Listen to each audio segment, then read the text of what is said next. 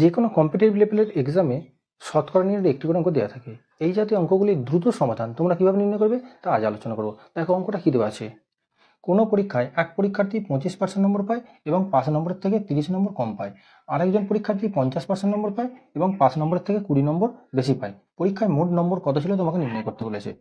তাহলে এখানে লক্ষ্য করে দেখো 50% নম্বর, এখানে 25% নম্বর। তোমরা কি করবে না, সবসময় বেশি থেকে কমটা তোমরা বিয়োগ করো, অর্থাৎ 50% থেকে তোমরা 25%টা বিয়োগ করো। বিয়োগ করে কত পাচ্ছ না 25%। এই 25%-এর মানটা কত? দেখো এখানে 20 বেশি পাচ্ছে, 30 কম পাচ্ছে, তাই তোমরা কি করবে এই দুটোকে যোগ করে নেবে।